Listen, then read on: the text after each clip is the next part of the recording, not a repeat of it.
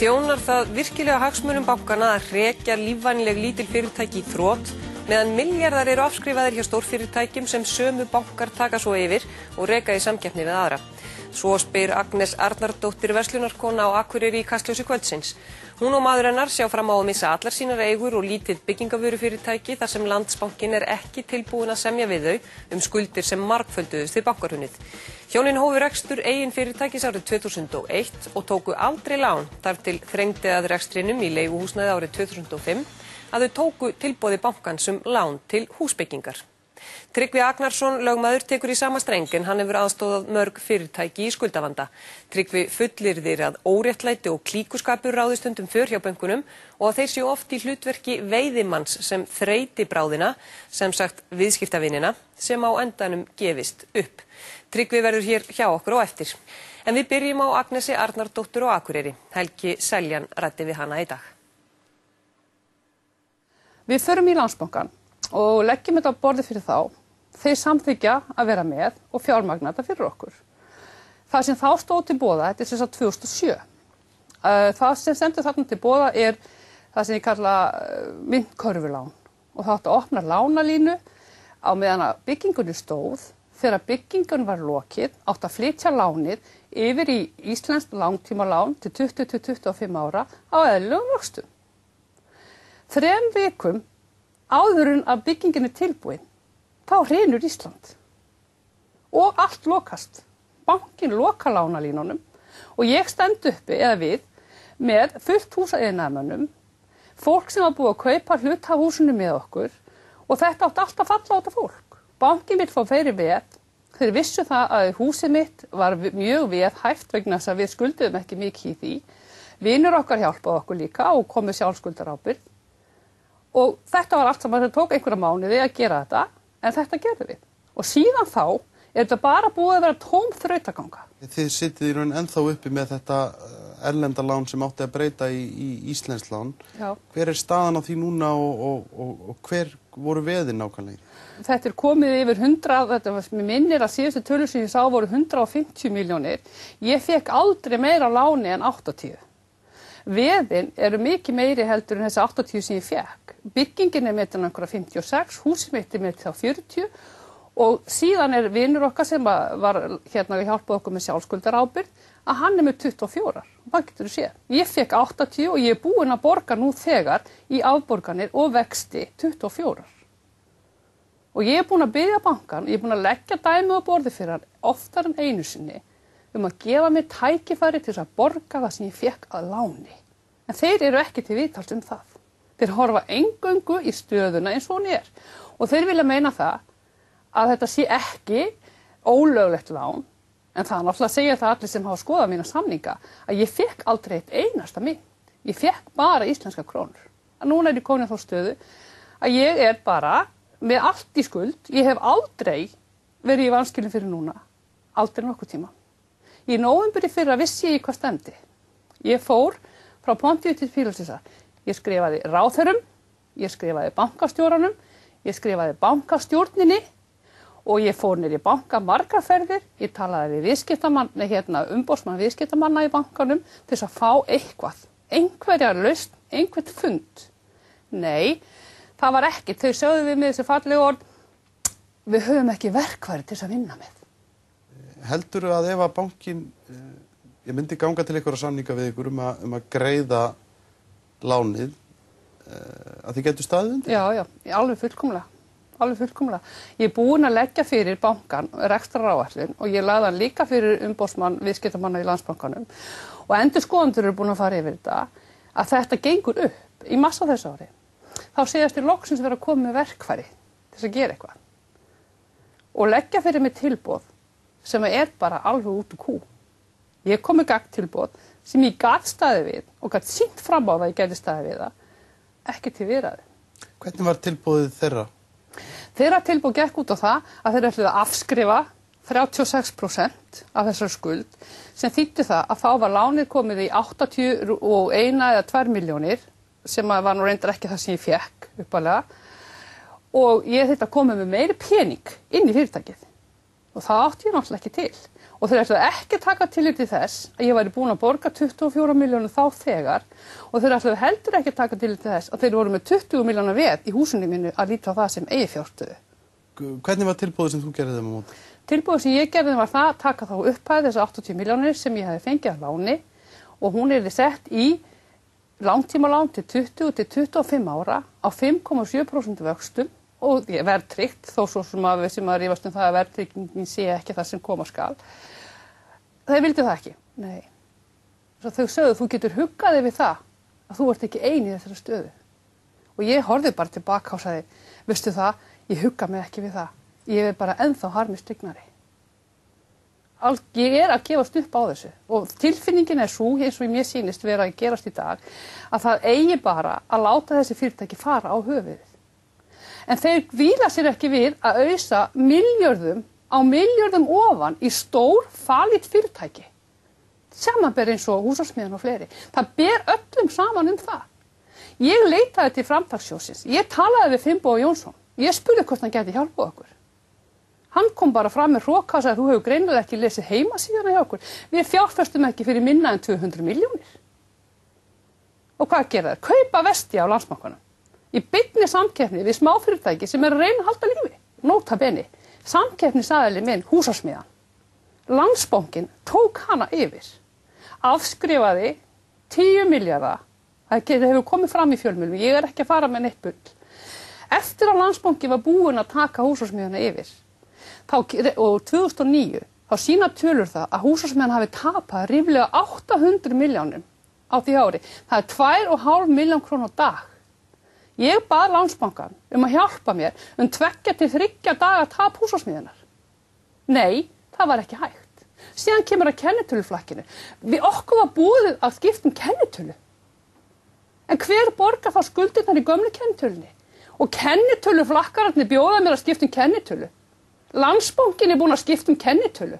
Buðu þeir þér að skipta kennitölu? Þeir gerðu það. Hvernig þá? Já, það sagðist alltaf horfið hinn áttina með ég vildi skipta kennitölu. Það þeir voru tilbúnir að taka á sig tapið af því og aðstóða ykkur við það að... Já, hann sagðist alltaf horfa í hinn áttina. Ef við gefum okkur að bankinn haldi sig við sínar ítrustu kröfur, hvað verður fyrirtækið ykkar og ykkur? Sko, það er það sem bara gefur auðarlega það fyrir við á höfuð. Við töpum öllu sem við eigum, við töpum aðleigunni, við pökkum henni í ferðartösku og við förum burt. Maðurinn minn er búinn að vera núna í Noregi að vinna í nokkra mánuði vegna þess að við getum ekki borgað laun fyrir 2. Staðan hefur bara farið versnandi frá því í nóvember og bankinn veit það, ég er búinn að segja þeim það. En þeir segja bara við getum ekkert gert og hendur okkar eru bundnar. Af hverjum eru hendurnar bundnar? Og ég horfist í augu við sjálfa mig og segi, ætlar að gefast upp og fara. Og svarið sem ég gef sjálfur mér er það, nei, þú lætur ekki fara svona með þig. Ég leitaði til lögfræðings sem hafði unnið í Landsbankanum og hann sagði, þetta er eina ráðið sem þú ert. Eina ráðið fyrir þér að skipta kennitölu. Og ég skrifaði þetta grein og ég sagði, ég hef ekki geð í mér að skipta kennitölu. Og þarna kemur aftur að neytanda. En myndi það ekki losa ykkur út úr þessum vandræðum sem þið í? Á sjálfsögðu myndi að losa ykkur út úr vandræðunum. En mér líður ekkert betur með það. Og hver tekur þá mínar skuldir? Þú og restin af þjóðinni tekur þá mínar skuldir. Ég ætla að fá að borga mínar eigin skuldir og ég ætla að gera það sjálf og ég get gert það. Þú ert ekki að biðja neinar afskriftir? Nei. Ég er að biðja að fá að borga það sem ég fékk á láni. Og ég get gert það. En þeir vilja greinilega ekki leyfa mér að gera það. Og þetta var saga Agnesar og hér hjá mér er Tryggvi Agnarsson, hann er lögfræðingur sem hefur verið að vinna mikið með fyrirtækjum í skuldavanda, vertu velkominn. Takk.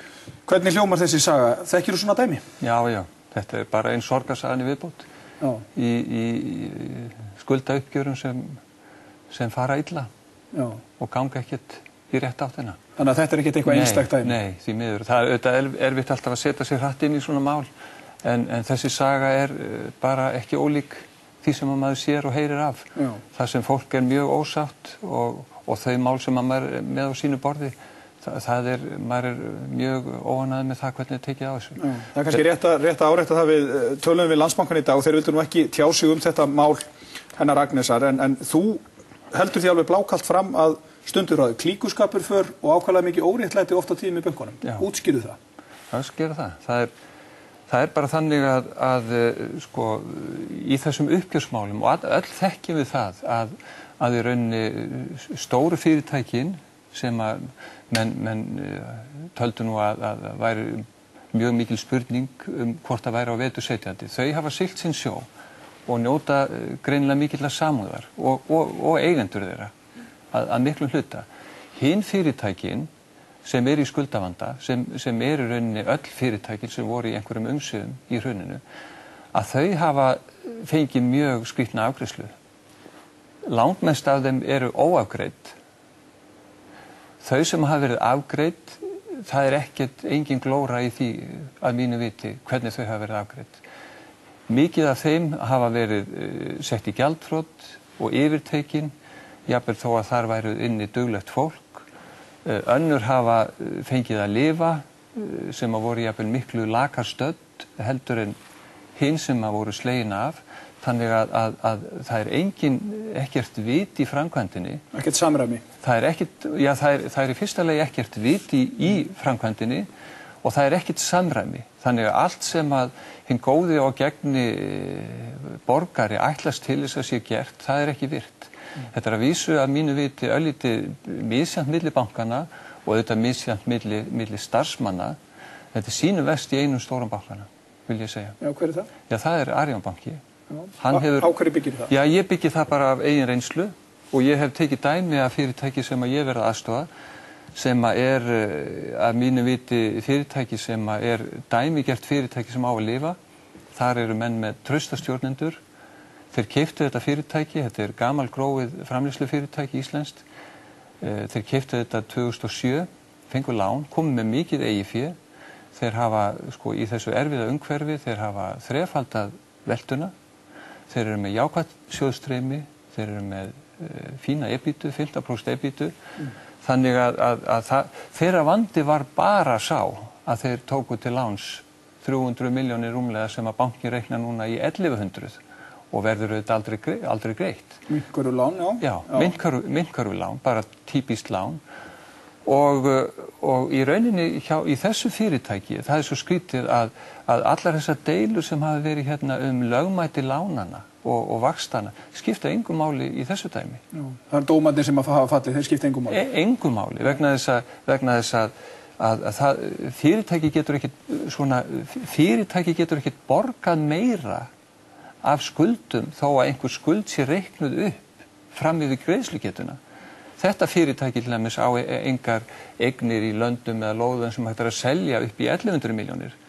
Félagi getur borgað þess að það tók til láns og margoft búið að lýsa því að það vilji gera það, en það má það ekki. Og hver eru rökin? Jú, menn hafa í rauninni verið sammála það hvað þeir geti borgað mikið. Ekki mikill ágreiningur það, en þeir segja bara við treystum ykkur ekki. Já, þú vilt ekki nefna okkur nafnið á þessu fyrirtæki, það hefur ekki heimildi þess. Nei, ég hef það ekki. En það dæmi og kannski einhver önnur, einhver klíkuskapur á bakvið þetta? Eru menn að sölsa undir sig fyrirtækin til þess að koma þeim í hendur vildarvinna vegna þess að þær sögur ganga náttúrulega án þess að menn hafi kannski geta fært sönnur á það? Já. En sjáðu, í þessu dæmi sem ég að tala hérna, þá ekki ágreiningur það hvað fyrirtæki getur borgað mikið. Það sem sagt í góðum höndum og það hefur verið vel rekið. En menn segja, það dugar ekki. Og þegar það dugar ekki, þá hugsa maður, hvað þá á seiði? Hvaða sjónarmið önnur koma til greina? Og þegar rökin eru þau að mönnum líki ekki við stjórnendur, eða þeir njóti ekki trausts, sko, þá fer að hringja bjöllum hjá okkur. Og ég segi, í þessu dæmi, tiltekna dæmi, þar mun bankinn vafalítið tapa á því að gera það sem hann ætlar sér að gera. Hann tapar á því. Bankinn sjálfur tapar á því. Af hverju ætti hann þá að vera að því? Já, spyr sá sem ekki veit. Þetta þykir manni mjög skrítið. Í þessu dæmi, ég skrifaði bankastjóranum bréf og segi við hann, heyrðu, þú ert bara með brjálæðingar sem fara fram og þeir ætla að slá af ágætt fyrirtæki í traustum höndum. Gríftu inn í þetta, stoppa þessa vitleysu af. En hann gerir það ekki. Og ég spyr af hverju? Ekki veit ég það. Það ekki flókið að reikna út hvað fyrirtæki geta borgað út úr rekstrinum. og það sem að við erum að kalla eftir, við erum bara að kalla eftir skynsamlegum reglum það hvernig ná að taka svona vanda. Þær hafa ekki verið settar, þær reglur sem hafa verið settar og menn að vinna eftir núna, ef eru, þær eru bara óskynsamlegar. Og stjórnvöldin og stjórnmálamennirnir grípa ekki inn í. Þú hefur líkt þessu við bankin í hlutverki veiðimannsins, viðskiptavinurinn í hlutverki viðskiptavinurinn bráðinn. Já. Og það verið að þreyta bráðina og þá gefst upp. Já, það eins og konan sem vorum að hlusta á hérna áðan sem að lýsir sko þessum svipugöngum sem hún hefur gengið. Og það þekkja það allir sem skulda hvað þetta erfitt. Og það að reka fyrirtæki sem vinnur fullt af fólki og þú þarft að hafa áhyggjur af atvinnu og persónulegum málum starfsmannaðina og þú getur ekki sofið í svo árum skipti vegna þess að það leysast ekki málin félagsins eins og þessa félags. Þannig að við erum að tala um áralangan rekstur og menn hafa ekki getað komið sér saman eða sett reglur sem eitthvað vitir í þar sem að menn taka þessi fyrirtæki sem í vanda, flokkaðu skynsamlega niður, þú getur tekið fyrirtæki eins og þetta, þar sem að dómarnir skipta engu máli. Svo ertu kannski með annað fyrirtæki þar sem að dómarnir skipta öllu vegna þess að þar ertu með fullt af eignum sem þú getur selt og þeir getur kannski náð 1100 milljónum, en ekki þessu. Þannig að þú verður að flokka félögin niður og þú verður að byrja að klára eitthvað af þessu. Og það eitt sem ég vildi segja sem ég tel að skipti algjöru höfumáli í þessu. Það það að þú þarft að hafa gott fólk í þessum uppgjörum. Þetta svo viðkvæmt, bæði gagnvart einstaklingunum og fyrirtækjunum. Þú þarft gott fólk inn í bönkunum og menn hafa ekki náð að hreinsa út nægilega vel. Fólk sem kann ekki nægilega vel að vinna og með einhver annarleg sjónarmið. Við verðum að losna við það. Örstutt, skuldastaða þessara fyrirtæki, hún almennt verri heldur en talað Hver þín tilfinning fyrir því? Já, það bara þannig að skuldavandi íslenska fyrirtæki bara óleystur. Menn hafa engar línur gefið og þær línur sem hafa verið gefnar eru algjör vittleysa eins og formaður viðskiptanefndar, hann segir við þurfum að losna við stjórnendur og eigendur fyrirtækja sem þeir eru með skuldu fyrirtæki. Og hvurslags þetta? Það eins og góðir stjórnendur vaxi bara á trjánum hér út í þjóðfélaginu. Það ekki svoleiðis. Við erum með fullt af fyrirtækjum sem það þarf að lækka skuldirnar, þau þurfa að borga eins og þau geta að þessu og það hægt að gera það. Fólki sem þetta fólk þarf að fá að vera áfram, það þarf að hafa eðlilegan ábata því sem það að gera, bara eins og aðrir sem í atvinnurekstri, skynsamlega reglur og gott fólk sem viðsemjendur inn í bönkunum, þá getum við brett upp ermar og klárað okkur af þessu hratt og örugglega. Takk fyrir að koma.